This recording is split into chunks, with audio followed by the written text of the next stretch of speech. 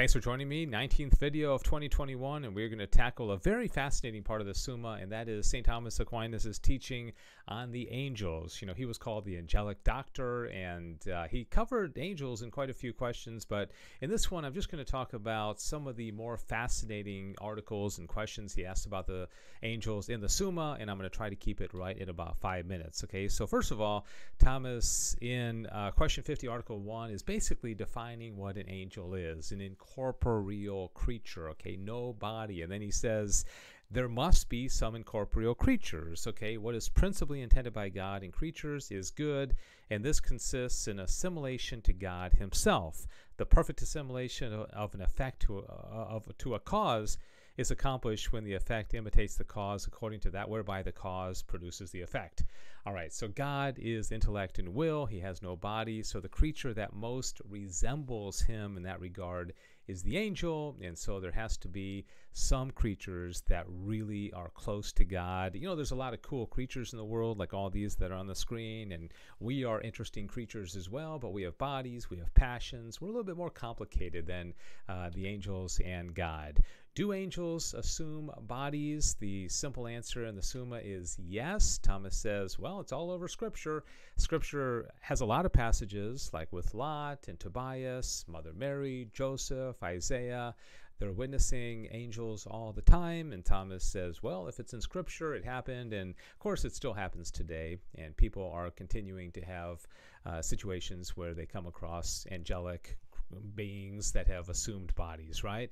Is an angel in a place? Thomas is going to say yes. You know, we are so used to things that we can see and sense and touch and smell being in one place at one time. We know that God is infinite. He's not at one place, just one place at one time. But Thomas comes down and says, well, the angels are in a place at one time. It's very interesting. He says it's befitting an angel to be in a place, yet an angel and a body are said to be in a place in quite a different sense. A body is in a place as being applied to it by contact of dimensive quantity. Okay, right in one place, and it's taking up a space, right? But the angels are different. Theirs is a virtual one. Consequently, an angel is said to be in a corporeal place by application of its angelic power. Okay, that most people don't realize that. They are in one place at a time by applying their power to it. All right, can they be moved locally? All right, our world is filled with movement. Things are always moving. We're running and driving, and animals are moving. And Thomas says, yeah, they do. They can't be in several places at one time. But he also says that they can move successively like we move, or else they could just apply themselves one place and then decide they want to be in another place, and they can move instantaneously as well, which is pretty cool. All right, how do they understand things? Now, to understand this, you have to first of all say, okay, here's a dog. The way we come to understand a dog is we see a dog and we sense it, we experience it physically, and then we abstract the intelligible species out of it. Angels are very different. Thomas says the species whereby angels understand are not drawn from things but are co-natural to them, which means that when an angel is created, they already have these innate species. This power of understanding is already in them. Okay, that doesn't mean they never come to know things, but that's for another video. But what we come to know discursively, they know at the moment that they're created through innate species already that are co-natural to them, okay?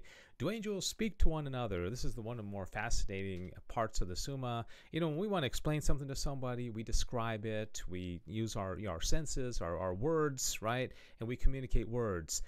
The angels don't do that. What they do, he says that when the mind turns itself to an actual consideration of any habitual knowledge, then a person speaks to himself, and he says this is the interior word. So we have an interior word, we communicate it through words, right? Speaking. An angel just kind of wills the interior word to another angel, okay? Kind of like telepathically. They don't have to speak, but they just kind of send the word over to him, okay?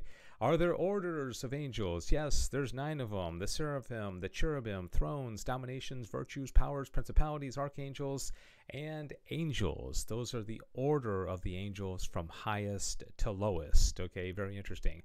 All right, that's the treatment of St. Thomas Aquinas on the angels in just about 5 minutes. Thank you for watching, and I hope you enjoyed that and learned something. God bless you.